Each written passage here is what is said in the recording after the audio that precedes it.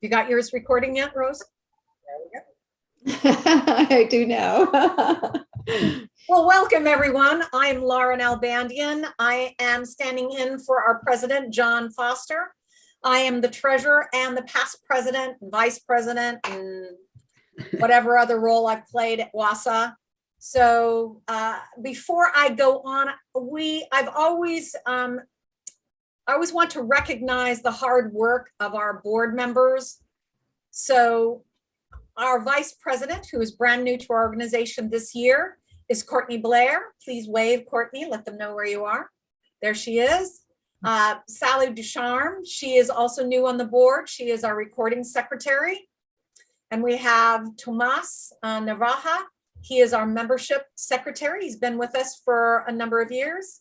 And I am the treasurer, as I said, of the board. And these folks, you know, we meet on a regular basis. We plan for the organization.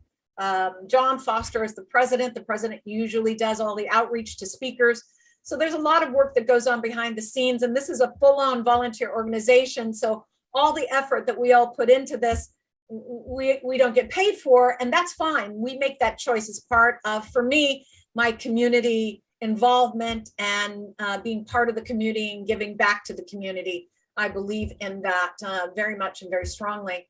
And as some of you might have heard earlier, WASA is a longstanding organization that was established in 1965 by a local woman by the name of Dorothy B. Hughes. It was Seattle Astrological Association, SAA, and became the WSAA somewhere in the, I don't know, could have been 70s, 80s. My mother, Maggie Nalbandian, and Joanne Wickenberg were on the board at that time and changed the name to the Washington State Astrological Association. So I have a long history with the astrology group, this astrology group here in the state of Washington and the city of Seattle. Just to kind of give you a heads up on what's coming for WASA in January, and you can go to our website. Let me put it in the chat room. That's waastrologers.org. That's our website. So you can always keep up on what we have coming up. And in January, we have Jen Zart coming. Let's see if I can get that. She's doing a lecture and a workshop January 13th, and then the workshop on the 15th. She'll be doing a lecture on the power of the degree symbols, and then a workshop on holographic charts, your holographic chart and transits. It shows on our website that we don't have a February lecture yet, but I thought we did, so I'll have to check in on that. David Pond is coming in March 10th for a lecture and March 12th for a workshop. He is he's a long-time local astrologer, very good astrologer. He'll be doing a lecture on the Jupiter-Neptune conjunction called Muses, Mystics, and Mistakes. And then he's going to do a workshop on the 12th called The Astrology of Forecasting, giving a transits and progression reading. And that's a good one because he's very good at doing that. It looks like on our website, we don't have anything for April or May, and that's not true. I don't know why we don't have that up. But we do have Patricia Walsh coming in June, and her information is not posted yet. She's going to do a lecture and a workshop June 9th and June 11th. All right. And so tonight, we have our special guest, Rose Marcus. Now, Rose is an evolutionary astrologer. I've known Rose a long time. We've worked together, and we currently work together. She is a teacher. She's out of Vancouver, Canada. She has edited a number of books, co-written a number of books, and she is a prolific writer and posts on terms of forecasting and her writing. And she is very good at it. So I would hope that you would go over to rosemarcus.com and find out more about Rose. So I would like you all to give a round of silent applause or snaps for our guest, Rose Marcus. Welcome, Rose. Thank you very much. It's wonderful to be back speaking for WASA. I haven't done that for a few years. but I'm delighted. And it's kind of a nice format. I think it feels, as we have been doing so much Zoom over the past, period of time, it's getting more intimate, I think, and it feels that way. So it's a nice group. We can all sit side by side, and so it's lovely. So I'm absolutely delighted to share with you today. And yes, I've been writing up, down, and sideways for an eternity, I think. I've done daily, weekly, monthly, and annual forecasts for so long I can't remember anymore. And if you go to my website, you can get on my mail list to get the free monthly mailer where I do write a lengthy forecast. I also do a once a month radio show with Kristen Fontana on healthylife.net, and that's posted on my website and my Facebook page and so on. And I'm also doing a once a month EA Zoom meeting as well too. And each month we discuss the archetypes with Kristen Fontana and Dava Green and Stacey Pizzura and myself. So lots of things going on. And as Laura said, Laura and Patricia Walsh and I are teaching together the Soul Wise School of Evolutionary Astrology. And it is a wonderful course. And there's a few people who are already enrolled that I can see here as well too. So we love doing this course. So join us if you can for the next round, which is starting in February. Alrighty, so I will get started with my presentation tonight, and let me get to the screen share. Alrighty, move some things out of the way. So I was invited to speak tonight to talk about 2022, so worlds in transition. And even before we get to 2022, we've got so much going on to the end of the year. And I don't know about anybody else, but it's been quite a stressful week or so for me. We're building up to the Venus-Pluto conjunction on Saturday on December 11th, and it is the first of three alignments of Venus in Capricorn. And let me just go to my next slide here. So the first thing I wanted to talk about is the Venus transit. And Venus entered Capricorn on November 5th of 2021 and will not leave until March 5th, 2022. And that is such a long transit. It is really quite amazing that it's going to spend that long. Venus is a fast transit usually. It usually spends about 3 weeks in a sign. For it to spend 4 months in a sign, that's a lot. And this is December 9, 2021 that we are recording this meeting. And Venus is soon to turn retrograde. You see the dates on the screen here, December 19 through January 29. And the station retrograde degree 2629 Capricorn, stationing direct at 1104 Cap. Now, Venus is a very important transit to watch coming up for 2022, and for a batch of reasons. And one of the primary reasons is that Venus will become one of the two rulers of the transiting nodes. So in January, the lunar nodes are going to shift signs, and they have been traveling through Gemini and Sagittarius for the past 18 months. The transiting nodes are an 18-month cycle. And we have had the south node traveling through the sign of Sagittarius and the north node traveling through the sign of Gemini over this period of time. And in January, that will switch for the south node to travel through Scorpio and the north node through Taurus. And so the south node moving through the sign of Scorpio puts added emphasis on the action of Pluto. All right.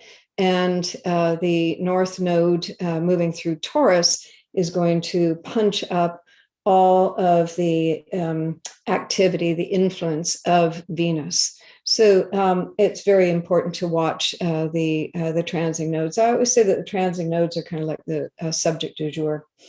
And it is interesting, Venus in Capricorn.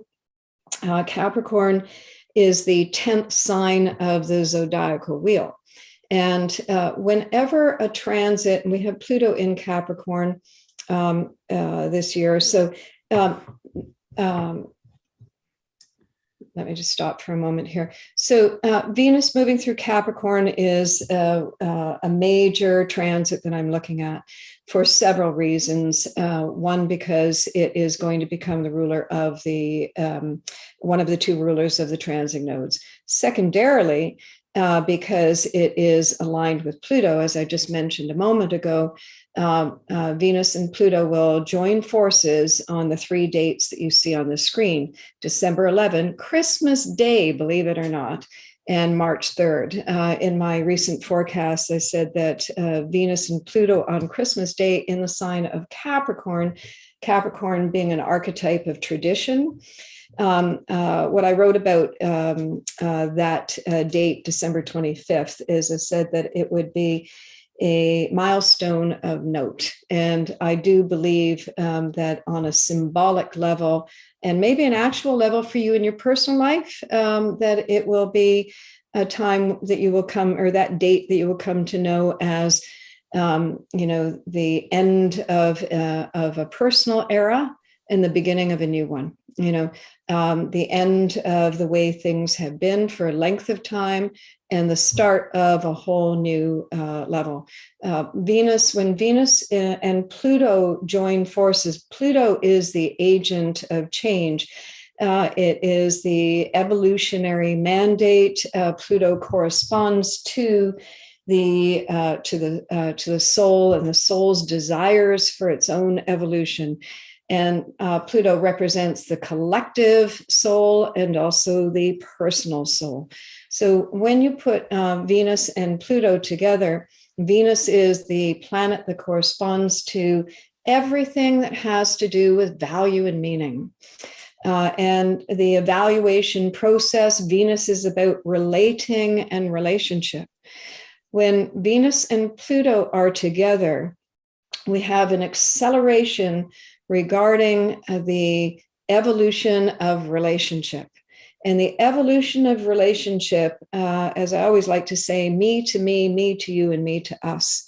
So when Venus turns retrograde, it's very important, a very important cycle to watch in terms of a shift of your personal priorities and your whole evaluation process on what you need, what you find of value, what you're relating to, what has worth to you. And as these two line up, Venus and Pluto joining forces for 3 meetups, it is the evolution of relationship. And I think really, it is one of the major pieces of work that I think that we are all attempting to do to change our relationship. I want to change my relationship to myself. I want to change my relationship to my primary relationships. I want to change my relationship to the way I'm seeing the world, the way I'm interfacing in the world at large. I want to, all of the things that have been taking place over the very recent past in terms of our social politics and so on. There's so much going on in the world, and there's such an intensity that has been building up over the past couple of years in the way that we're relating to one another on a one-to-one level, the way we are relating to one another as human beings, the way we are relating to the way we are custodians of the planet, and so on at every level. And I feel personally quite excited about these transits, the Venus conjunct Pluto, because I think that it's very difficult for us to change our behavior patterns when it comes to how we relate to our existing reality at every level, on an emotional level, on a material level, on a survival level, the whole 9 yards. And when you have Venus and Pluto together, the soul is structured for significant change. And I think we're in the throes of that right now. So as you see on the screen here, I have aspects of note. Venus is conjunct Pluto on the dates that I've mentioned. Venus is also conjunct Mars just after it finishes the retrograde in February 16, March 5th. And Venus and Mars are going to, those are the relationship duo anyway. And Pluto and Mars are going to go new phase as well, too. And this is all jam-packed into the start of 2022. So we have, several, Venus, Pluto, Venus, Mars, Mars, Pluto, all coming together, converging at the same time. That's really an incredible shift, I think. And I think it takes all of this incredible momentum to get the ball rolling on significant, real, and lasting change. I was watching the news a little bit earlier today, and it was interesting setting up for the Venus retrograde cycle, that there's this movement on TikTok right now, and it's called I Quit. And people are posting on social media that they're quitting their jobs. And they're quitting their jobs because they are prioritizing themselves, that they're taking a look at the careers that they've chosen for themselves, what they've done out there in the world, and are looking to make some significant change in that regard. And I just thought that was so so befitting as we are getting ready to do this Venus retrograde cycle. Now, Venus in Capricorn, let me say that Capricorn is the 10th sign of the zodiac. And whenever a planet comes to the sign of Capricorn, it is at the zenith, at the midheaven of the natural zodiacal wheel.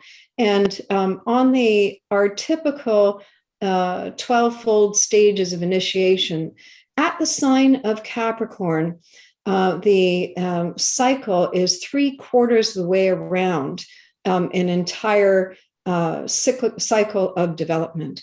Capricorn is the archetype of reality. It is the archetype of the limits of reality. Capricorn has to do with time frames, time span. It has to do with the limits of our mortality as well, too. It's got to do with all of those kinds of things. When we come to the sign, when Venus comes to Capricorn, it is coming to the end of a long journey in terms of the way the consciousness has been evaluating its essential needs. That's Venus in Capricorn. And Capricorn is a dual archetype. Capricorn is, it is the building of the reality, the structure of consciousness, the structure of anything that we have, the structure of our reality, the structure of our judgment patterns, and so forth. And when Venus comes to Capricorn, we're at a point here now where the time has come to bring to an end that which no longer serves the evolving form. And within that Capricorn archetype, there are two things that are taking place. We're coming to the end of something, and we are also seeding for a whole new reality. And we're at this point right now. Capricorn deals with with all of our priorities. And Venus itself is a dual archetype. We have an inner Venus and an inner orientation of Venus, and that's Venus's relationship to the sign of Taurus. That has everything to do with survival. The Venus, the inner side of consciousness, the psychology of inner hearing. The inner Venus corresponds to tuning inward and sourcing from within. What is it that has value and meaning to me? Whatever it is that has value and meaning, tuning in, listening inward, and certainly the retrograde cycle. Any retrograde cycle is an individuation archetype. It is, I always say it's like to lift and separate. You know, when Venus turns retrograde, it is to take a step back and to reassess, to reevaluate. Retrogrades are always using our re words. And it is to reassess, you know, how do I feel about this? You know, what are my priorities? What are my essential needs? Have I gotten away from, you know, what is core and essential to me? And so that Venus retrograde, that inner side of Venus, that is tuning in and sourcing from within. What am I resourcing? What am I resourcing? And in terms of Capricorn, Capricorn is the archetype of our conditioning patterns. Capricorn is the archetype of our exposure to external authority.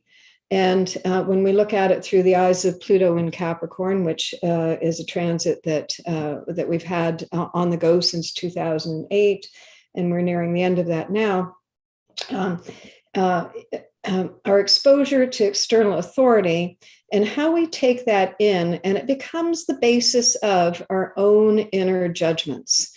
And so that's the crystallized patterns of consciousness. Capricorn, about how we are judging anything, the consensus of our consciousness. So I agree with myself that I need this, and whatever that might be, whatever kinds of judgments I have about what my essential needs are. As Venus is in retrograde, it is a matter of taking a look at that conditioning pattern, and now to take a look at you know, where that may no longer serve. Am I coming to the end of the road of that kind of consciousness, that kind of judgment pattern for myself? What am I resourcing within myself that is creating limitation for me? You know, and so forth. This is a very important transit for all of us in terms of that self-examination on an inner level. What am I resourcing? And Venus is the magnetic principle. It's, you know, it's about our inner vibration. And however we're vibrating, whatever you're sourcing or resourcing from within, this is how you magnetize to yourself. It's your magnetic frequency. It's your pheromones. It's what you are sending out, the signals that you're sending out and what you are attracting. Venus is the attraction principle. While Venus is retrograde, you get a chance to take a look at all of that kind of inner information and to see, you know, what is it that needs to shift. And Capricorn, by the way, is a cardinal archetype. It's an earth sign, and earth has to do with resourcing, and cardinal has to do with activation. So Venus in Capricorn is activating an evaluation process on all of that investigation. Outer Venus has to do with Venus has its dual rulership. It corresponds to the archetype of Libra. And that's about the socialized context of what do I need from relationship. And it is about the evaluations, how I find value and meaning taken in context from others, from the social milieu. We all agree that we should work a certain amount of hours during the week, and we all agree that, you know, this is the way it should be, and this is the way you should structure your life, and so on and so forth. And Venus in Capricorn, as I just mentioned a moment ago, with all the people quitting their jobs right now, saying this, for my own, my own welfare, I have to make a change. Why am I perpetuating, staying stuck in a life and in a career that I feel no longer supports who I am, or no longer reflects who I am? So Venus in Capricorn, and I think many people are looking at making a shift in terms of career. And I certainly know that the evolution of astrology is just, exploding nowadays, with so many people looking at astrology as a viable career. And Laura and I have been around for an awful lot of years, and know how difficult that was just a little while ago. You must be crazy if you think you can make a living being an astrologer. And now today we're respected and we're in demand, right? So Capricorn is the archetype. Venus Capricorn. What is legitimate for you? It's about your authenticity. How can I live more authentically for myself? And it is Venus in Capricorn. Capricorn is the archetype of respect. And it's, how do I garner respect? How do I find the self-worth and the self-respect to be self-honoring? This is a huge transit. It's really. It's quite exceptional. And I've stayed on this screen for a little while here, but let me move to the next screen. And I've got things in the way, but hopefully you can see my screen here. So any retrograde cycle is that planet's relationship to the sun. And Venus never gets very far away from the sun. The sun is the creative principle, or the creator principle, creative self-actualization. It's a coin phrase for the sun. And so when Venus and the sun come together, you'll see on the screen here, I have the inferior conjunction listed as January 8. And on January 8, Venus and the sun will line up. Between now and January 8, again, noting that we are soon to experience the first of 3 Venus-Pluto conjunctions, which is December 11. Between now and January 8, Venus is on a completion cycle. So it is finishing up with all the things that it is chosen to examine during this period of time. When Venus and the sun arrive at the inferior conjunction on January 8, this will be the start of a new Venus cycle. And Venus cycle runs in 9-month cycles. So it's about 9 months to the next conjunction of Sun and Venus, which will be the superior conjunction on October 22. And as you can see on the screen here, the degree of Venus at conjunction 1843 of Capricorn. Venus will be a morning star for most of 2022. So that's the Venus star point. And as you see on the left-hand side of the screen, the pentagram. I'm sure that perhaps many of you are familiar with the work of Ariel Gutman, who talks about the star points. And I think she's done very brilliant work as an evolutionary astrologer. I quite love the way she talks about the rhythm of the Venus through its retrograde cycle and inferior and superior conjunctions to the sun in terms of the heartbeat, Venus forming the heartbeat. And Venus is in the sign of Taurus, is the polarity point of Pluto, which evolutionary astrology uses. And so that makes total sense to me as an evolutionary astrologer, how important the movement of Venus is to watch in the sky. Venus, by the way, is a mortality archetype, what survives, right? So we have with the Venus transit right now, survival is such a big issue. Survival on a physical level, our mortality is under threat, from COVID, from climate change, and so on. Survival for you may be concerned with your money, you may be concerned with your relationship, you may be concerned with your career, you may be concerned with your mental health, your physical health. These are all things that are under this rulership here. I'm just going to put this down for just a moment.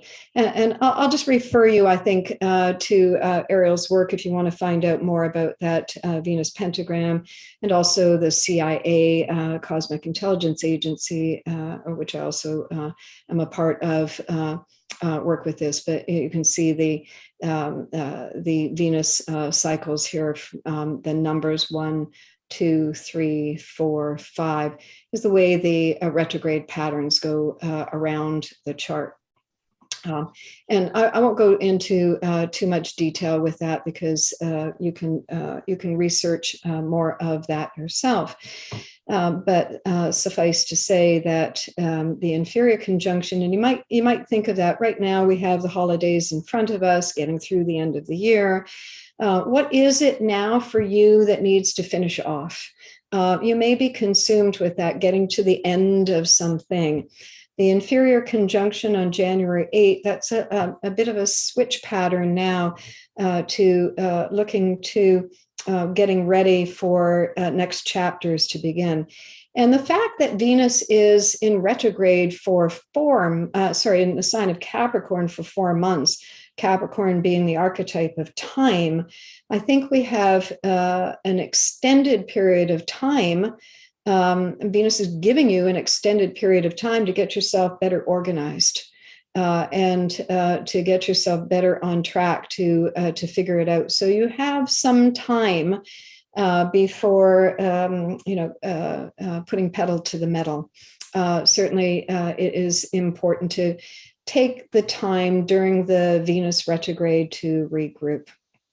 And as you see here on the screen, the superior conjunction on October 22nd, that Venus star point at 2926, that's the anaretic degree, it's almost complete in the sign of Libra. That's the first time that Venus shows up in the sign of Libra for that pentagram, for 150 years. So that pentagram is starting to shift now. And that's such an important point. The transit of Venus is serving the evolutionary bigger picture perspective. Personally, I feel since the Venus transit took place, 2004, 2012, the big Venus transit. That's a huge study, and I don't have time to go into all of the details about that today in today's presentation. But everything is contributing to the whole, and we are in an exceptional period of time right now. The transitions that we are making as a collective, at every level, is it's quite an exceptional time to be alive, to be living on the planet, and certainly we're coming up to big things ahead.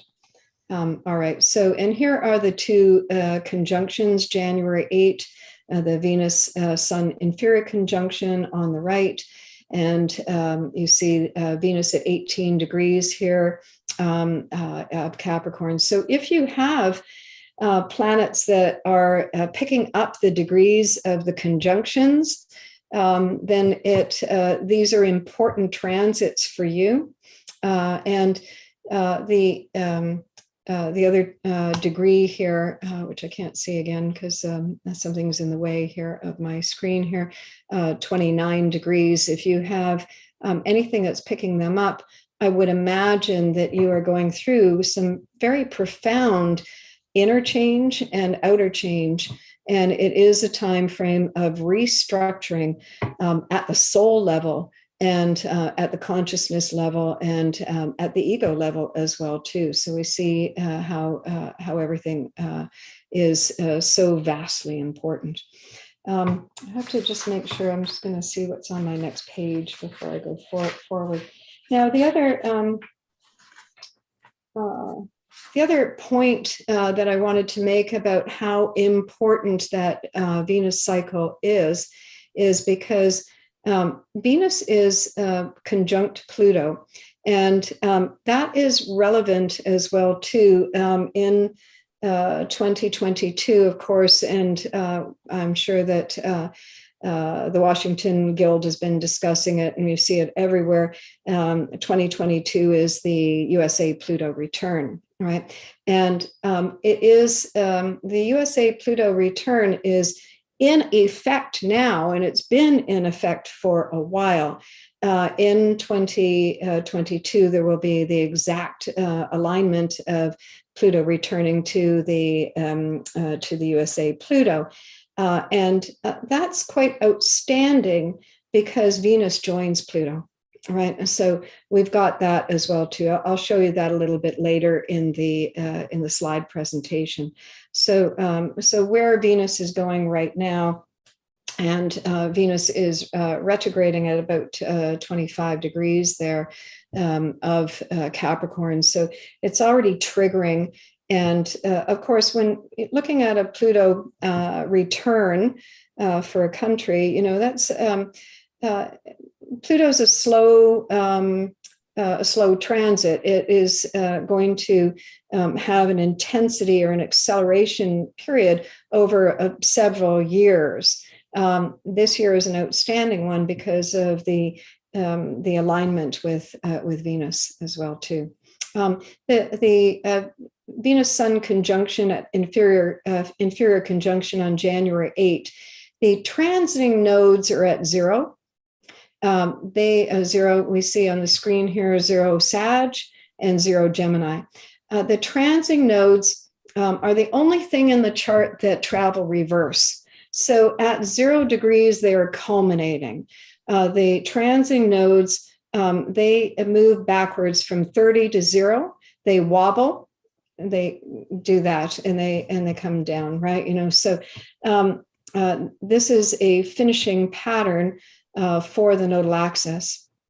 And at the inferior conjunction, you will see in this chart here, Jupiter is sitting at 2 degrees of Pisces. So Jupiter is in square to the transiting nodal axis. And that's also an indication of a shift pattern or a pivotal point standing on a threshold of a shift pattern.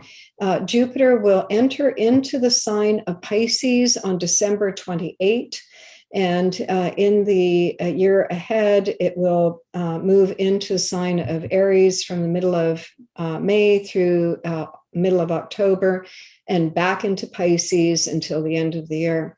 So we're just triggering here. The south node in Sagittarius, its ruler is square the nodal axis. So that puts us on a threshold, on a transition point of significance. And of course, we see all the additions that are, obviously things are shifting. And with Capricorn, Pluto and Capricorn, we have we'll have the first hit of Pluto in Aquarius in March of 2023, and it won't fully be back there until November of 2024. But we see all of the activity of, everything that takes place right now on the planet, everything that takes place in your own personal life, it's primary, it's a priority, it's important, it's significant. There's nothing small about life today, I think, everything that you might be doing, it's big, so there's big changes that are occurring here. Jupiter in the sign of Pisces, moving into Pisces, Jupiter was the traditional ruler of Pisces, and some people still consider Jupiter to be the ruler of Pisces. So it is quite significant to have Jupiter's transit through that sign. In terms of Jupiter in the sign of Pisces, Jupiter is a planet of expansion, right? Jupiter is all about beliefs. It's about our hope, it's all about envisioning, and it's our future. And as Jupiter moves through the sign of Pisces, it puts added attention on our beliefs about our future, about our hopes for the future, about the way we are envisioning it, and so forth. Pisces is the archetype that corresponds to our search for ultimate, our search for ultimate meaning, our search for ultimate ideals, our search for ultimate, solutions, perhaps. It's got to do with all of those different things. And of course, this is a signature here with, Jupiter moving into Pisces. Pisces is the archetype of the collective unconscious. And Jupiter in Pisces is a signature for collective disillusionment, which we have, at, such an, it's pervasive, right? It's like, there's so much there. Pisces is an archetype of disillusionment. It's an archetype of loss. There's so much loss. Where I live, we very close by have had several atmospheric rivers in the past few weeks, and the farm area here, it's a floodplain, and the people there, the farms have been destroyed, animals have been destroyed, crops have been destroyed. It's all gone. Right, it's all gone, and most of the farmers in that area, those who built on the floodplains, couldn't get insurance. I was just watching a news story tonight about how that kind of devastation. So Jupiter in Pisces has to do with all of that, and certainly as it moves into the sign of Pisces, Jupiter in Pisces, the first thing it does is square the nodal axis. And from an evolutionary point of view, that's a turning point. And that's a shift of consciousness here. Pisces is the archetype of collective attunement, right? And it is, what are we tuning into as a collective? It's all about that ultimate purpose, value, and meaning. And this is about some kind of shift taking place here. Gemini archetype here is about information, the information that we are gathering from what we are witnessing as a collective, and how that is shifting our beliefs, our philosophies, and so on. And it has to shift, right? So we're moving through quite a lot, and this inferior conjunction picks up all that energy, right? Again here. The superior conjunction on October 22nd, we will have, as you can see, the nodes are in the sign of Scorpio Taurus by that point in time. And this Scorpio Taurus axis here picks up, the nodes have traveled backwards from 30, down to 13 by the time we get to that October date. And notice the position of Saturn here at 18 degrees of Capricorn. It is stationing, I think, stationing direct. That the nodes will have picked up that energy of Saturn. And the North Node has just gone relatively new phase with planet Uranus as well, too.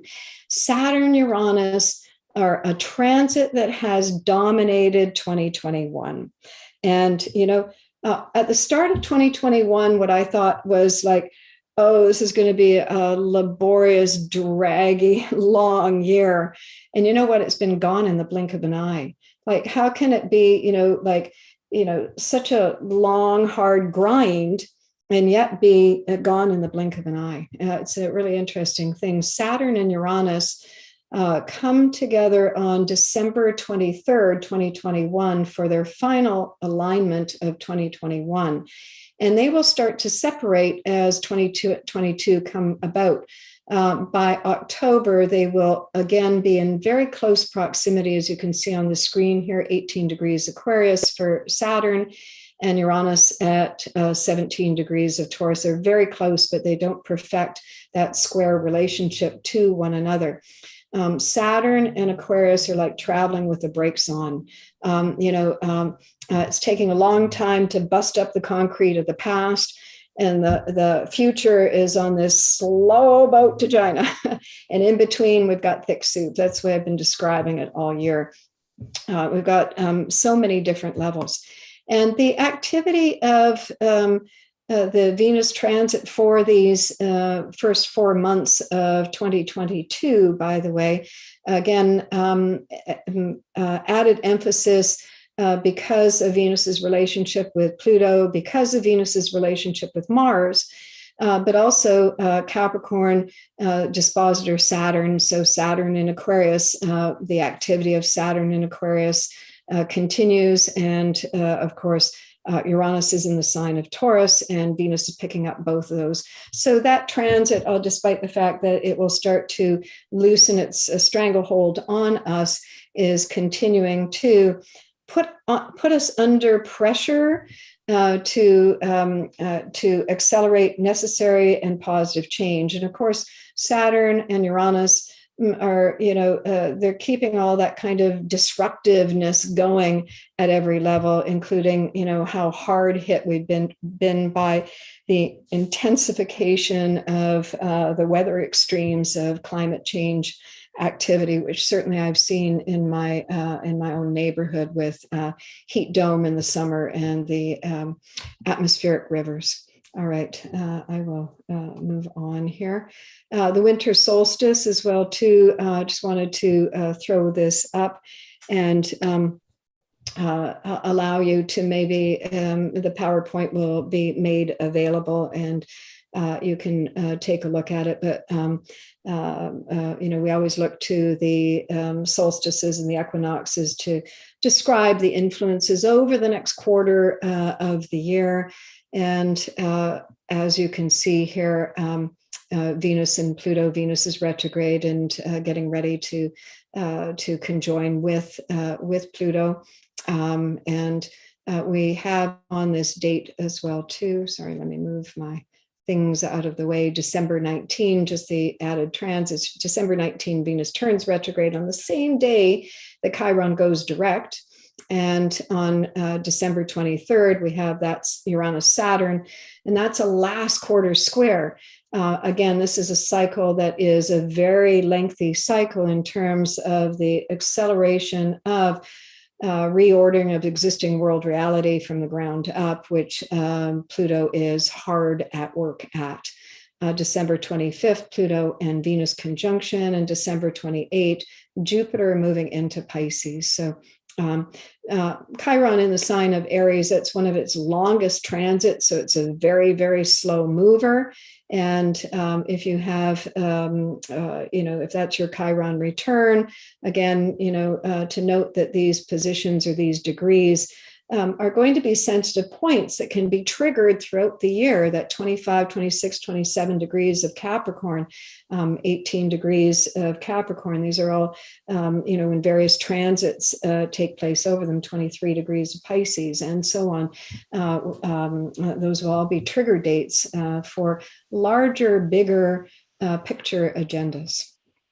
All right, so the Jupiter transit, as I have just briefly mentioned a few moments ago, moving into Pisces, December 28, 2021 through May 10 of 2022, when Jupiter is moving so fast this year.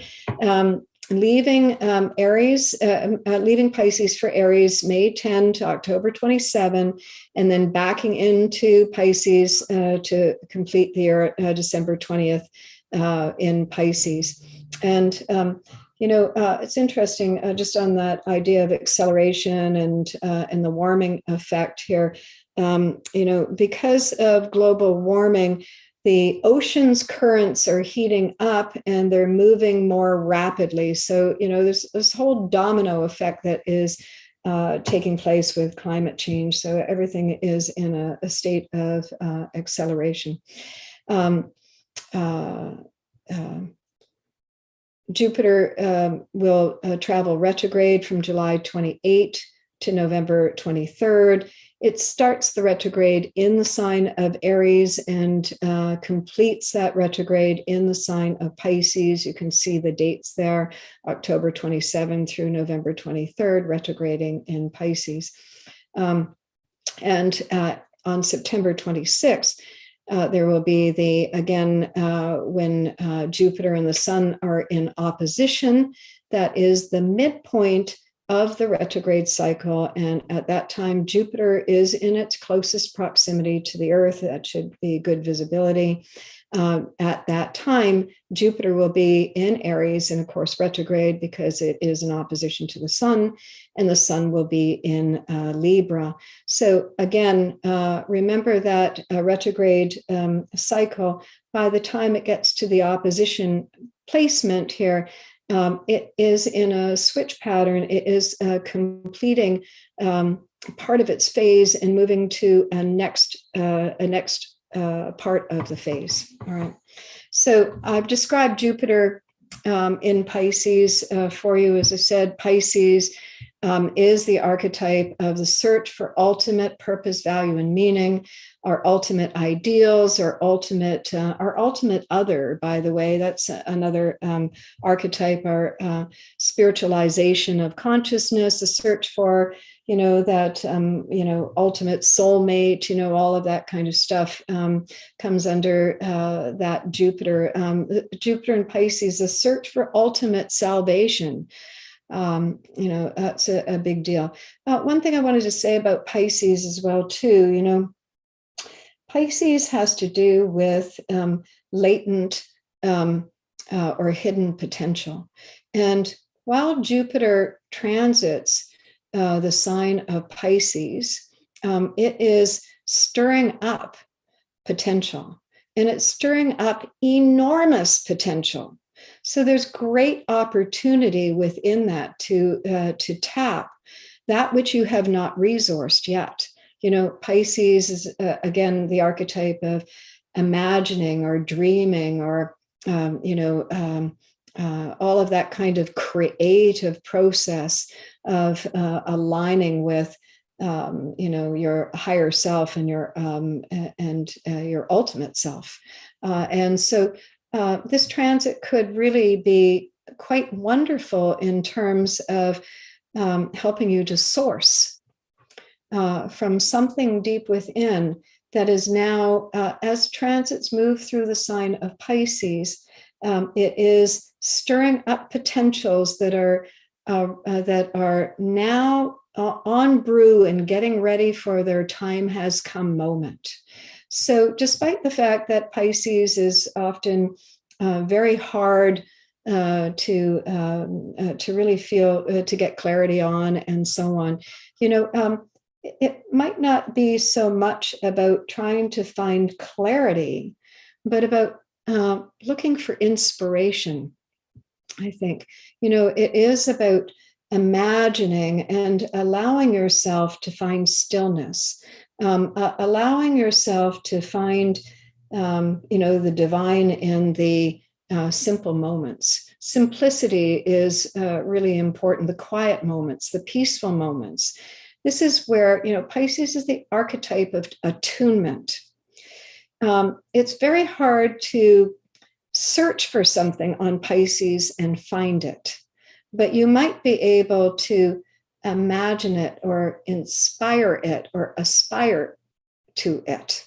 And it might be a shift that takes place there that might be helpful into leading your way through. I was on a little exercise for myself quite recently, and I was having such a hard time trying to figure things out. And I was moving through, and it's a Pluto archetype of layer by layer by layer by layer. And it is with the Pisces signature here mixed in with the Capricorn transits. I think that that is part of the process. It is take a step forward, stop and pause, feel. Take a step forward, stop and pause, feel. It is in those moments, Pisces, I would say Pisces is the transcendence archetype. It is about transcending. It's about surrendering. It's about relinquishing, maybe relinquishing expectations. Yeah. And if we surrender, this is the way it has to be, or this is, the way it has always been, or those kinds of things. If we can surrender and open up to the process, I think Jupiter, through the sign of Pisces, can deliver something really wonderful for you. Go into more of the creative piece. It's like I describe Pisces as meditation. In meditation, what the intention is to get to the integer between breath in and breath out. When you get to the integer between breath in and breath out, you're out of the time-space continuum. And you are at one, right? And in those moments, the ability to be open and to download and to source and to resource is brilliant.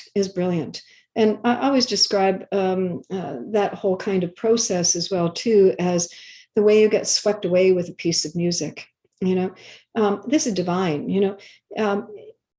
Rather than, kind of hold on to trying to figure things out, it is to try to find those moments of stillness, because in those moments of stillness, things will drop in.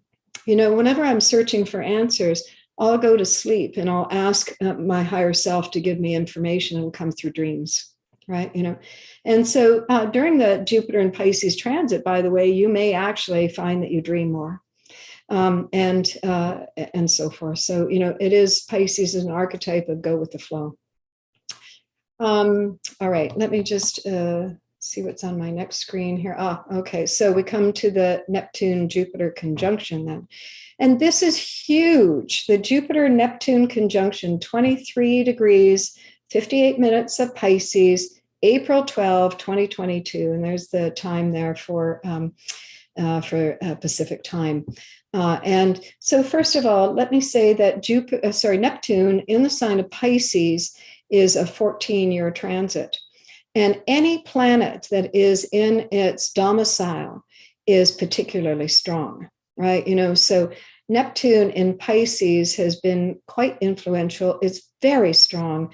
It is, again, we are having a collective experience.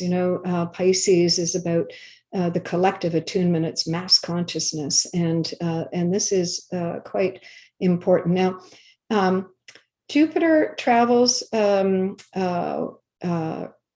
year per sign, and Neptune's transit is 167 years, I think it is, to go around the zodiac once. And this Neptune-Jupiter conjunction is rare. It is 166 years since it last happened. Okay, so this is a major transit. And again, the fact that it's Pisces, I don't know if there will be some kind of, collective event that we can pin this Jupiter-Neptune conjunction on April 12. But I will say that there is, so much in the work with the mass consciousness or globalization. This is such an important transit. So we have Jupiter, which was the traditional ruler of Pisces, and we have Neptune, which is the ruler of Pisces, together for the first time. Sorry, I can't see it on the screen. I'll have to move that over again here. The last conjunction was March 17 of 1856. And there's the degree, 18 degrees of Pisces. The next conjunction doesn't happen until we're like way gone. Maybe we'll have had a couple of incarnations by then. It's a long, long, long cycle. But, Pisces is really, this is a signature for the kind of the bigger, larger picture of, our collective journey on this planet. And of course, Pisces, it rules everything to do with faith and hope and belief and religion and spirituality and consciousness and all that kind of stuff. Back to the Jupiter entering into Pisces and squaring the nodal axis across the Gemini-Sag archetype. Here in Canada, we have such a major scandal going on this year. It is the residential school trauma of the Catholic Church and all of the children that disappeared through being in residential schools. And this is I think, such a signature of Jupiter squaring the nodal axis, Gemini, Sagittarius, South Node in Sagittarius, religion, and Gemini, education, right? The education system, the mass unmarked graves. I mean, it's just amazing. And actually, I don't know, sorry, I have to look that up. The indigenous leaders are traveling to Rome. I don't know whether that takes place. It's around now. I don't know whether it takes place with Jupiter moving into Pisces, but certainly it is in the next couple of weeks to go meet with the Pope. And what they've asked for is for the Pope to come to Canada and make restitution here, right? And that's one signature of that Neptune Pisces archetype here. Again, Pluto and Capricorn is bringing that, system structures, consciousness and reality, institutions, anything who has outserved its time has come. And certainly the Catholic Church has to do some significant, change in terms of its internal organization, that inner Venus, and its external Venus, its relationship to its worship and to the world at large, right? So that's a demonstration right there of all of this transit. I think about this Neptune and Pisces, and how the collective need is so great. And Jupiter, rules things like it's like the mass exodus of people, and Gemini Sag has been all the immigration stuff that's happened, and all the displaced people of the world, and so many different things with this Jupiter Neptune transit that we see the signatures of everywhere you look, right? Let me go to my next page here. What I have on the screen here is the journey of Neptune and Jupiter through the mutable cross, and looking at what took place during the time of this conjunction. The conjunction that we are now finishing started in 1856.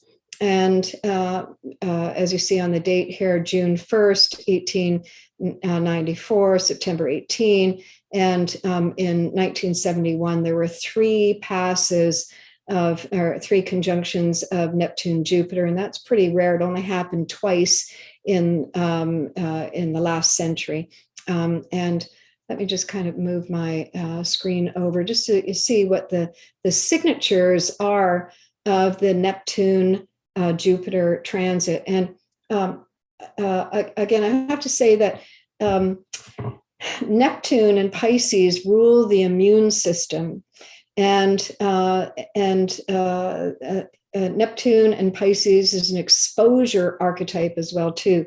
And when COVID first happened, I looked at Jupiter being squared by the nodes traveling through Gemini Sag, and I related that to the pandemic.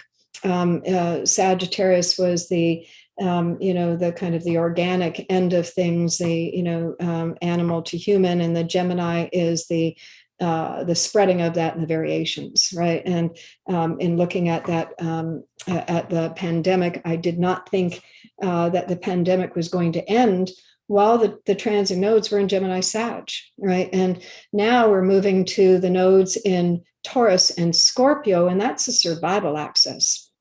And I think that, again, I think the numbers are increasing again, and we have the latest variant, the Omicron variant happening now, and so on.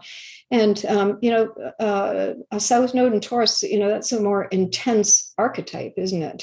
So it'll be interesting to see what comes next. But anyway, as you can see on the screen, 1856, yellow fever and cholera. And that was, again, a spread. It lasted for a few years. The Mormon Reformation took place. And this was an interesting tidbit for me. Massachusetts makes Christmas a legal holiday. And that's kind of like these things that the collective identifies with. It was a Puritanism that didn't want to make too big a deal out of holidays. And so that to me was fascinating. We get to 1894, and we've got the Hong Kong plague at its harshest year, which it continued to, mutate and be in one kind of shape or another all the way through 1925. And of course, just there 100 years ago, while Chiron was last in Aries in the same position, we had the Spanish flu, another epidemic mirroring COVID, right? Oil is a Neptune archetype. We had oil. There was oil discovery. The Osage Indian Reserve, apparently it's the richest reserve, and Texas discovered oil. Vaccine, Louis Pasteur invents the rabies shot, and the American Catholic Church was formed, a breakoff of Rome. Also iconic, Pisces is an iconic archetype. Coca-Cola was first bottled, and Hershey's set up their chocolate factory. So, those are kind of identifying things. 1932, of course, was the Great Depression. Pisces, collective loss of hope and faith. Antitoxins and vaccines were in full production at that time. And, again, a couple of firsts, Earhart solo Atlantic crossing and the Lindbergh kidnap, all these things are, where, these events that take place and the whole world is tuning into something in particular. Slavery and freedom, I relate to kind of Pisces, Virgo. And so we have activity with when we see the Jupiter-Neptune conjunction regarding things to do with slavery and freedom. Ethiopia ended slavery, and Iraq free of British rule. 1971, the Pentagon Papers were leaked re-Vietnam, and that's, kind of disillusionment to the collective. Bangladesh became a country separating from Pakistan, and thousands fled massive flooding. So again, heavy weather, heavy rains, melting snow in the Himalayas. Qatar free of British rule, more liberation, more setting free.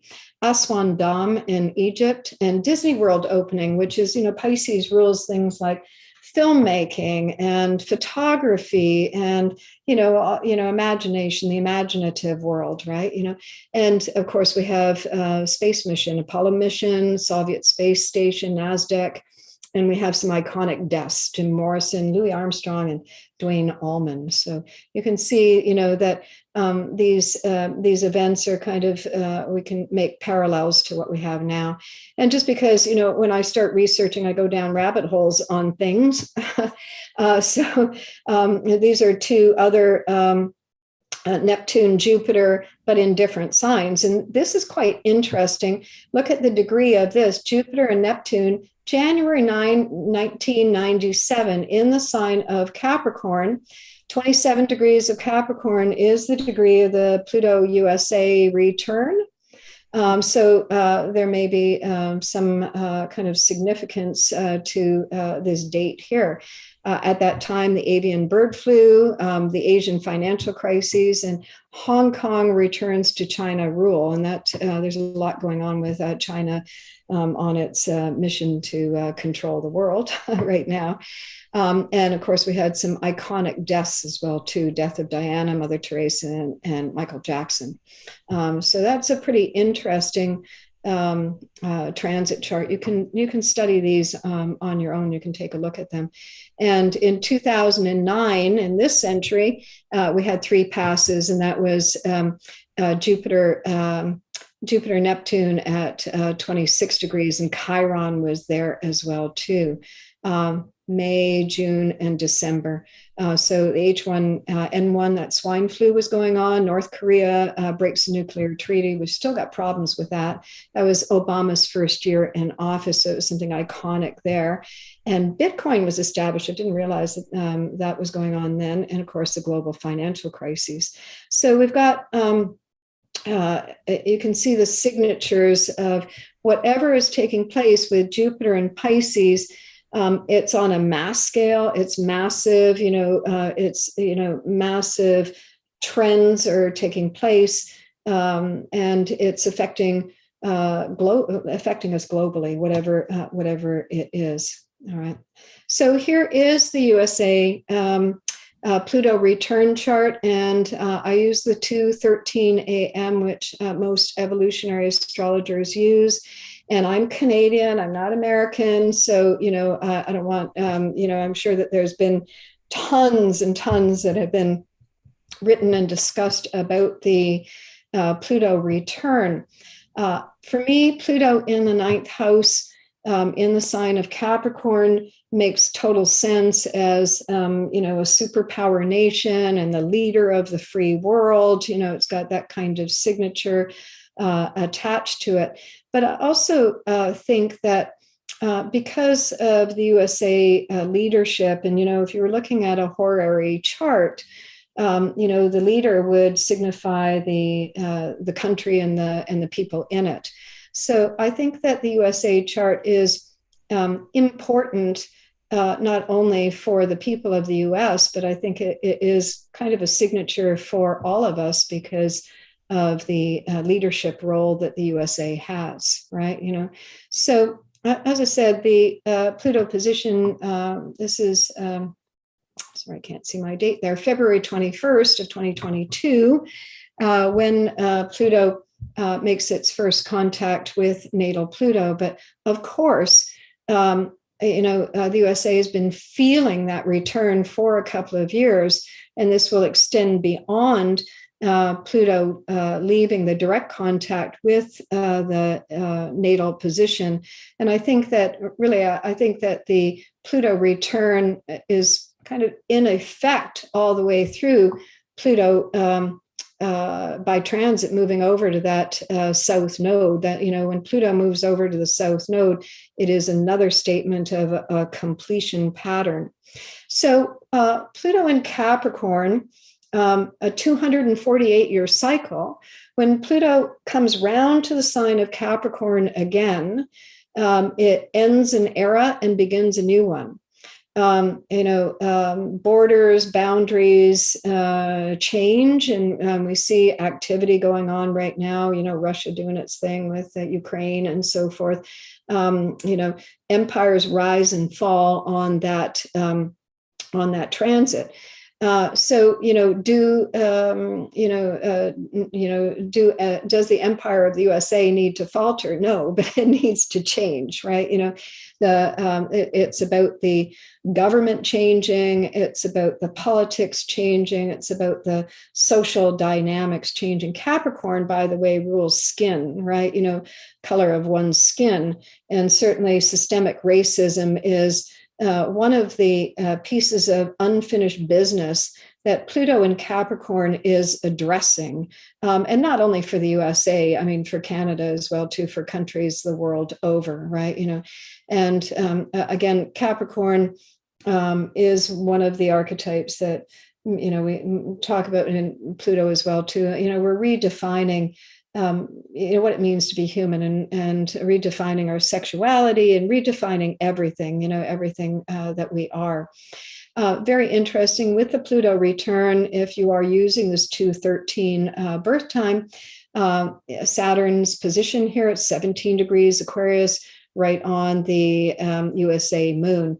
And certainly, there's a lot of pressure on the government. There's a lot of pressure on the aging president. There's a lot of pressure to change the politics, right? To restructure in some kind of very significant and meaningful way.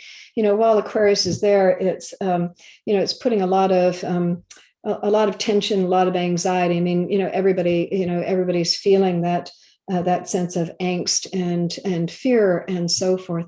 I have great hope for the future, mind you, personally, because I think that we are smart. And I think that these Aquarius signatures here, I think that we're going to speed up our reinvention process. And certainly we need to, if we're going to, save the planet and so forth, right? I think in terms of, I don't even know where my time check is. Okay. Looking at the return chart as well, too, the transits for this, the nodes have moved into Taurus and Scorpio. And they're forming a square to that moon and to that Saturn. Of course, there's an economic crisis, and there's a great deal of pressure economically on the government. And, this is a redefining, I think, that Saturn moon and the Pluto thing. It's redefining of democracy and redefining of capitalism and redefining of the social structure. It's redefining of everything. It's moving everything to a new level. Of course, Capricorn in the 10th house rule things like banking systems. And of course, the banking system is being redesigned with cryptocurrency coming in, and really, I think people have discussed it, and you can see all of the things that are going on. At the return, here's Venus and Mars here. Venus is culminating on Mars and moving to new phase. It's in the 8th house, the natural house of debt and taxes, and certainly the Capricorn is restrictive and so forth. I think we've got more. Aquarius, Saturn in Aquarius is a signature for social distancing, right? And I still think we need to keep up with all of that while Saturn continues its transit through the sign of Aquarius, and we've still got another year and a bit to go with that. I won't go into more detail on that, as I think that probably enough has been said, and there's lots of fantastic articles and authors out there. Here is the triple pass, by the way, of the transit here. February 22nd, July 11, and December 28. Let me just glance at my notes here. Whatever is in the works with the Pluto return chart, it's already in the works. It's long, progressive evolution. And it is about drilling to the core, layer by layer. And, this idea of, wanting to get it stabilized, wanting to get it secure, while a Pluto transit is going on, I don't know how you can stabilize, because it's a continuous evolution. You can get some things, you can get some things stabilized, but you can't nail it all down, and I think maybe that's not the point, is that to remember that everything that we do with evolution is step by step, stage by stage, bit by bit. And so I think we get to a certain point, and this is not it. it's just a part of the whole process. We're going to get to the next thing, just as we've seen the way COVID has been moving and moving and moving. It will be on a continuous evolution until we get that over with. Oh, and another thing is the restructuring of laws, Capricorn being laws. And of course, the really controversial issue in the US is about the abortion law, right? So it's another major thing that I think that Saturn moon position is indicating, right? So as I said, I think that perhaps most people are very, very aware of all of the major, major things that are going on right now. Yeah, there's just such an enormous, it's about redefining everything, redefining what that American dream is, again. I think I will maybe move forward from this slide. You can take a look at it. And we will have in 2022, we will have 4 eclipses. We have eclipse seasons, spring and fall. Generally, 4 eclipses is about average. 4 to 6 eclipses in a year is about average. And as the nodes move into Taurus Scorpio, that's where the eclipses take place along. Again, if your natal chart picks up the degrees of any of these eclipses, then those are going to be significant for you. Otherwise, you're just going to notice them as perhaps a more punched up new moon or full moon. They do resonate over a period of time. The South Node, I wanted to say this, the South Node moving through the sign of Scorpio. The South Node is a composite of, and the nodes, remember that the nodes are the nodes of the moon.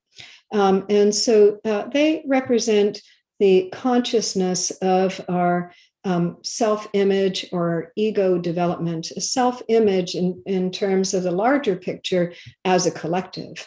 But we can break that right down to any level. And on the personal level, as the South Node moves through Scorpio, then, this is an 18-month cycle where you on a personal level will be confronting choice makings of the past. It is taking a look at what it is that is the most compelling force for you. Scorpio is about compelling evolution. It is what the motivational force is for you. And of course, Scorpio can take you into an examination of shadow, right? So it can unlock things while the 18 months is taking place with the South Node in Scorpio and its ruler, Pluto, traveling through the sign of Capricorn. The intention of peeling back the layers and examining what is at the core. The reason for that, Capricorn, is to bring it to the finish line. It is the unfinished business. And this is suggesting that this is a really important priority for you. Capricorn suggests that whatever it is that unlocks for you, that whatever it is that's at the core that is unresolved for you is something that you've been living with for a long time. Capricorn is a long journey. And at this point, the soul intends on accelerating, bringing that to a finish point. And before bringing it to a finish point, let's re-examine it. So it's about re-examining what is it that has power over you? What is your power base? Is it self-undermining, or is it empowering? Pluto's about power and empowerment, or about issues with power, and so forth. Where do you feel that you're undermining yourself, or where do you feel that some of the commitments you have made are undermining to your evolution, right? So that's a very important transit to be. It's really a critical time to come face to face with yourself, and that's about confronting your deepest inner security patterns. What's locked in, what's fixed, what's rooted. What's at the base, and to become aware of motivations and intentions, obsessions and compulsions. Do they serve you well? What needs to be eliminated or purged? That's the Virgo process of drilling through it, uncovering it, working through whatever fears exist there, whatever resistance is there. And drilling deep so that it can be eliminated if that is necessary to your survival. Scorpio is about eliminating the toxins from body, from mind, from heart, from soul, right? So simultaneous, the Scorpio archetype simultaneous, as you experience your limitation, you are also metamorphosizing it, you're changing it.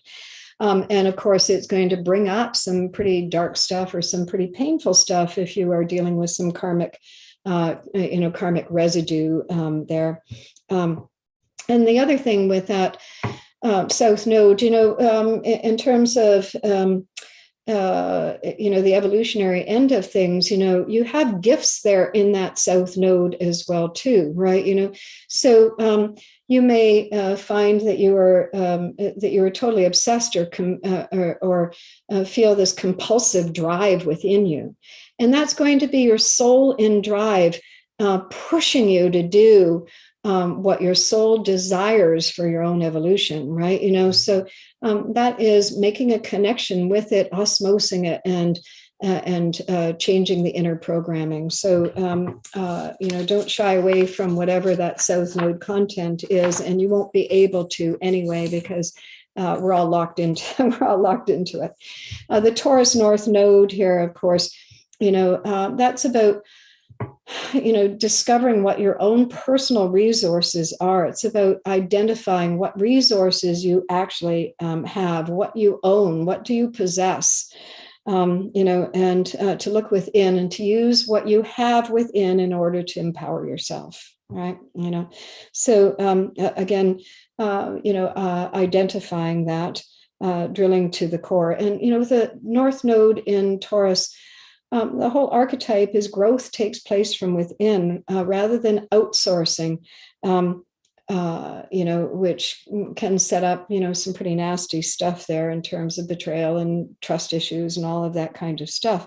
It is the growth from within. If you can, go into the inner plane there and source from within and get right down to, as I said, that which has value and meaning for you, it will change the whole magnetic vibration. And as it does that, that's how you serve in terms of contributing to the whole. If you can change your magnetic frequency, you will affect everything around you. And it's like the pebble in the water, or the rock in the water. As you change your magnetic vibration, you change everything around you, and it's the ripple effect, And I think that that's part of what's being shown in terms of volunteering, by the way, which is a Pisces archetype, and all the volunteers that have showed up to help, the flood victims, the fire victims, to rescue and to show up in that way. The more that we open up our heart, and the more that we learn to be different with one another, we will rapidly change the magnetic vibration on the earth, for sure. All right, so that's kind of my soapbox. Laura, can I have a check at the time? I just have been talking, and I don't know how much time I've got left there. You are muted. I clicked it. It obviously did not happen first. We are at the top of the hour. So my goal is to end in 15 minutes. How are you doing? Yeah, I'm pretty much getting there. I'm not quite sure how many more slides I have. Okay. I know you. You're well prepared. Yeah. All right. So, I'm sorry. I just wanted to go back here for a moment here. So, in looking at the eclipses, we have for this year 2 solar partial eclipses and 2 total lunar eclipses. All right. And again, the relationship of the sun and moon to the nodal axis is descriptive for each one of the eclipses. Looking at the solar partial eclipse of April 30th, note that, first of all, both Venus and Mars are in the sign of Pisces. Venus is really translating the light from having been conjunct Neptune and moving on its way to Jupiter. I think that's kind of a re-stimulation of that Jupiter-Neptune. Mars will come around and move through all of that as well too. It's quite a dynamic here. The eclipse is at 10 degrees of Taurus. If you have anything at 10 degrees of Taurus, this is going to be a significant eclipse for you. Both the sun and the moon are on their way to a conjunction with planet Uranus. And all of this batch right here is Pallas Athena just going to 0 degrees Taurus as well, too, all making their way, to a new phase with the North Node. So that's a culminating eclipse as well, too. Going to the total lunar eclipse on May 15. It is 25 degrees of Scorpio and Taurus. The moon and south node are new phase. The sun and the north node are new phase as well too. This eclipse here is square Saturn. And so again, we have quite a bit of intensity going on again with everything to do with Saturn and everything to do with, the social climate and climate change, and Taurus Scorpio, our survival and our money and our debt and inflation and, the cost of things and on and on and on, right? So we see these things. On the total lunar eclipse, Jupiter has just moved into the sign of Aries, which it has done just a few days before. You can look at these eclipses yourself and see what you can take out of them. Partial solar eclipse on October 25. 2 degrees of Scorpio, and Venus is also there. So again, the activity of Venus in 2022 is important to watch. For the first 4 months of the year, it's going to be Capricorn, which also dials up Saturn. And then Venus is going to travel around the wheel. By the end of December, I think it's December 28, I have it somewhere on the list here. At the end of 2022, the year will end with Venus Pluto again in the sign of Capricorn at 28 degrees, right? So again, wherever Venus goes, that's going to be very important. I'm watching all of these eclipses. They're all hot on my chart, so I guess it's going to be a year for me. Again, it's and I use for all of these charts just because they're simple visually to use a 0 degrees Aries rising, which puts all of the planets in their natural houses. So I prefer when I'm doing lectures to look at charts like this rather than to worry about times and so on. And of course, the eclipses will be, wherever you live, the eclipse is going to be different for you. All right. Again, Scorpio and Venus has to do with, choice makings and again, how you are reinventing the nature of your survival at every level. All right. The total lunar eclipse. And, they say that that lunar eclipses are more personal and solar eclipses are more collective, but I just say if they're effective on your chart, they're effective on your chart. By the total lunar eclipse on November 8, again,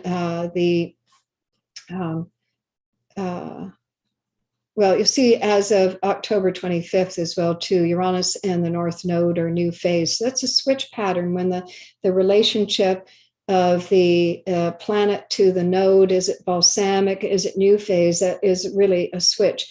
If it's balsamic relationship, then it's culminating. Here, the North Node is going to continue down. It's going 12, 11, 10. Uranus, well, it's in retrograde right now, so it's going backwards as well, too. But these two have surpassed a conjunction. Technically, Uranus is moving this way. So Uranus to the North Node, that's a new phase. This eclipse on November 8, Mercury, Sun, and Venus in relationship to that to the South Node. This is all new phase as well, too. So there's a shift here in terms of, what we are dealing with in terms of the evolutionary piece. Moon, and this will be quite an intense, I think, eclipse, because it is conjunct Uranus, and Uranus is retrograde at that time. Again, in October, Uranus and Saturn will be at their closest level here. So this has got to be dynamic at some point. Jupiter is back in the sign of Pisces, right? So again, it's going to be a very fluid timetable while Jupiter is in the sign of Pisces. Here in Canada, they're talking about raising the interest rates, to stop inflation. And I think perhaps Jupiter in Aries, mid-May to October, maybe there's, kind of an acceleration of getting on with stuff, right?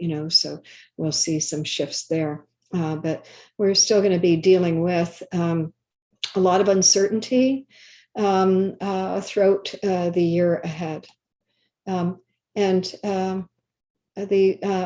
put here as well, too, the solstices and the equinoxes, so you could see them as well, too.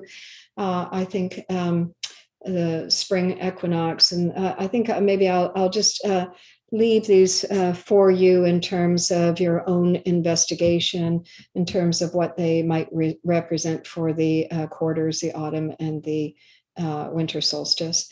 Some key dates that I've listed here on the screen. I think I've talked about most of them.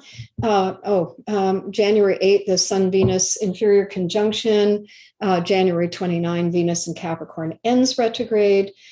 January 18 is when the nodal axis changes sign. The South Node will enter Scorpio, the North Node will enter Taurus, and that'll be an 18-month cycle.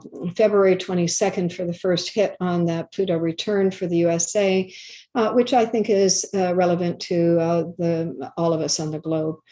March 3rd to the 5th, Mars, Venus, and Pluto coming together for a conjunction there. They're all teaming up. So Venus is working with Pluto, Venus is working with Mars, and Venus and Mars on March 6th will start a new cycle conjunction at 0 degrees Aquarius. So I think that those are quite blasting in terms of really acceleration on relationship evolution.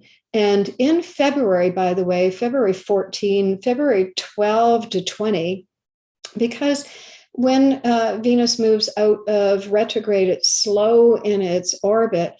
Between February 12 and 20th, Venus and Mars are going to stay conjunct. So that's a very long time for the two of them to be traveling together.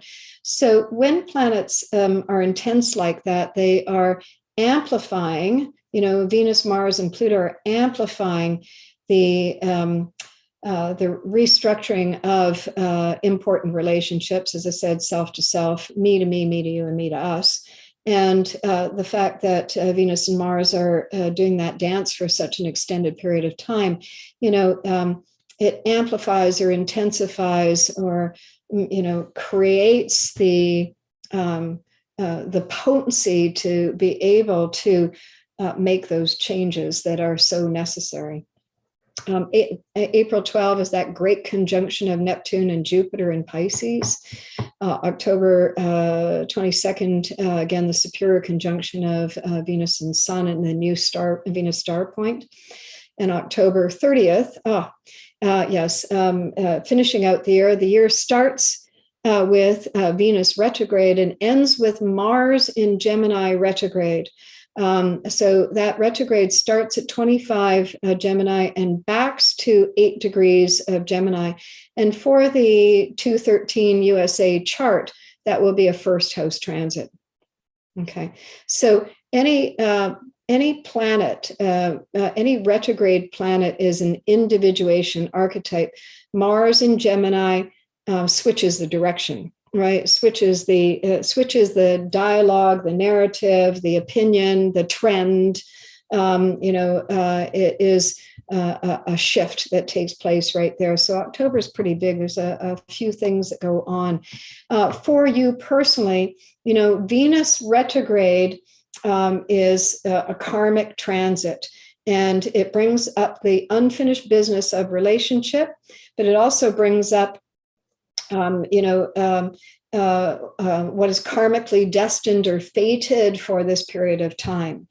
Mars retrograde is about a shift of how you are, reaching out for whatever you're reaching for. It changes. It's about a shifting of your instincts and impulses. And, it shifts the direction. Mars in Gemini retrograde is about changing your own inner orientation. And whenever, Gemini turns retrograde, I always say key people, key circumstances, and key events. So Mars in Gemini will target something in specific that you personally might want to address. And we'll see that take place as well, too, and just in terms of trade and commerce and education and information and, everything that's in circulation and supply chains and, all of that kind of stuff. That's Mars in Gemini turning retrograde is a redirection of all of that, what's being transported, what's being communicated, and our opinions, our social trends and so forth, market trends and so forth, right? Let me see what's on the next screen here. Oh, and again, some dates for you. The Mercury retrogrades, all of the Mercury retrogrades start in air signs back into earth signs, just to finish off, mainly in air signs. The dates you see on the screen for the nodal axis and the eclipses listed there with their dates. And I've also listed on the site on the screen here your outer planet retrograde cycles that you can watch for yourself for the year. So I've kind of raced through the last of it. I could keep talking. A little personal plug for Soulwise School of Evolutionary Astrology, if you will indulge me. So take a journey to the soul of the chart with evolutionary astrology as your guide. And as I said, we're taking registration now for February. And here is my website address. If you'd like to reach me, you can find my email through my website. And thank you for joining me tonight. Oh, Rose, it was a fast-paced, almost marathon. Yes. That just went and kept going. It was just right out of the gate. A lot of information. I know that I've just got to figure out the best way to get these slides. So first of all, sending them to me and figuring out where the WASA board, what we'll do that is the most streamlined, so that I'm not having to send out everything. We'll figure it out though. So just get that to me. I will we'll have a chat with the board and find out whether we're opening up the link to our YouTube channel for everyone to see. But that's not going to be right now, and it might be tomorrow or it might be next week. So Rose, fantastic. Thank you so much. Brilliant, brilliant, brilliant. And we are ever so grateful for you taking the time to be with us and give us all of this such detailed information.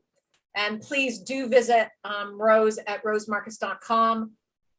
You can, there's a subscription process or signing up for a newsletter or something such like that, Rose, on your website? Yeah, it comes right up. It's a pop-up screen and it's free. So, yep. Okay. All right, everyone. I would love to, in the normal scheme of things, I'd love to open this up for questions. And I know we could go on talking into the night on this, but trust me when I say I've been up since 6 and doing client work, and Rose and I, we teach, and I'm exhausted, just to be honest. I'm just gonna put it right there and say thank you all so very much, and we'll see you in the new year. Please be safe. Happy holidays. We are grateful for each and every one of you showing up for this. It's a wonderful thing. It's a wonderful, wonderful thing. Thank you. Very good. Thank you. Bye-bye. All of you. Thank you, Rose and Happy Laura. Thank you. 2022. I know. Yeah. I know. Thank you. And Bye, good night. Everyone. Bye-bye. Bye. Rose, thank you, honey. We're so great. You're most welcome.